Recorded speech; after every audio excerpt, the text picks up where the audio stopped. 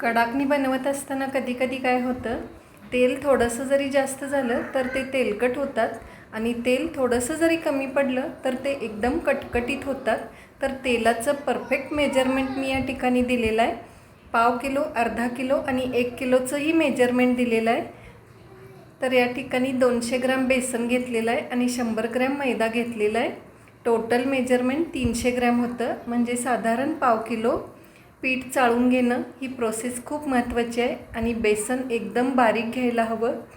थोडंसं जरी जाडसर असलं पीठ तर कडाकणी एकदम कडकडीत होतात, म्हणून एकदम बारीक घ्यायचं आहे. चवीनुसार मीठ घालते आहे आणि चवीनुसारच लाल तिखट घालायचं आहे. विदाऊट मसाला लाल तिखट घालायचं आहे. चिली फ्लेक्स थोडंसं घालते आहे. अर्धा चमचा ओवा क्रश करून घालायचा आहे. फ्लेवर खूप छान रिलीज होतं. आणि आता तेलाचं परफेक्ट मेजरमेंट आहे. तर 300 ग्रॅम टोटल मेजरमेंट झालं होतं पिठाचं. 300 ग्रॅमसाठी 30 ग्रॅम तेल हे परफेक्ट आहे.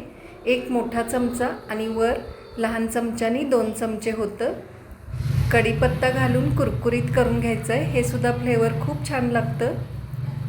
कुरकुरीत झाल्यानंतर ते हाताने चुरून घ्यायचं आहे. तेल थोडंसं थंड झाल्यानंतर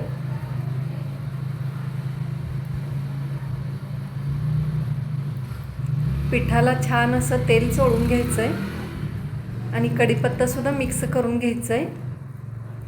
याच्यापेक्षा जास्त क्वांटिटीमध्ये करायचं असेल तर याच्या डबल घेऊ शकता. या ठिकाणी 200 ग्रॅम बेसन घेतलं आहे, त्याऐवजी 400 ग्रॅम बेसन आणि 200 ग्रॅम मैदा घेऊ शकता. म्हणजे साधारण अर्धा किलो होतं. टोटल 600 ग्रॅम होतं आणि 600 ग्रॅमसाठी 60 ग्रॅम तेल घालायचं आहे. 100 ग्रॅमला 10 ग्रॅम प्रमाणे. आणि त्याच्याहीपेक्षा जास्त बनवायचं असेल किलोच्या मेजरमेंटमध्ये तर त्याच्या डबल करायचं आहे आणि किलोसाठी 100 ग्रॅम तेल घालायचं आहे. पारंपरिक पद्धतीनं हे मी थोडंसं तेल लावून कुटून घेते आहे. तेल कमीत कमी लावायचं आहे. मी फक्त अर्धा चमचा लावलेला आहे, का तर ऑलरेडी आपण तेलाचं मोहन घातलेलं आहे. जास्त लावलं तर तेलकट होतात. फक्त अर्धा चमचा लावून अर्धा ते 1 मिनिट कुटून घ्यायचं आहे. कुटून घेतल्यामुळं त्याला खूप छान बबल्स येतात. तर हे कुटून झालेलं आहे. 1 मिनिट मी कुटून घेतलेलं आहे. खूप छान असं कणिक तयार झालेलं आहे. आणि आता आपल्याला हव्या त्या आकारामध्ये गोळे बनवून कडाकणी बनवून घ्यायचे आहेत.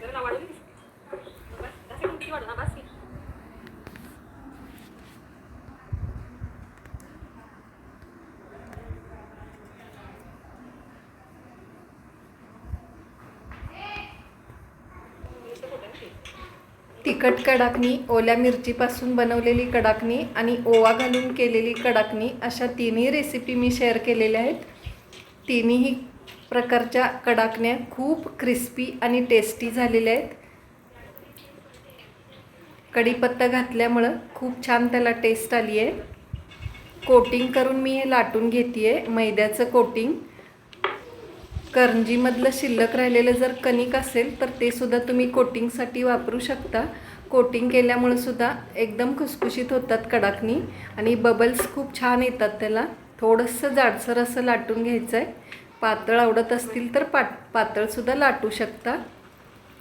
आणि लाटल्यानंतर पटकन तळून घ्यायचं आहे. जास्त वेळ जर आपण ठेवलं गेलं तर त्याला बबल्स येत नाही आहेत. ते एकदम प्लेन असं होतं. आपण काय करतो 10-15 वगैरे एकदम लाटून घेतो आणि मग तळायला घेतो, तर तसं नाही करायचं आहे.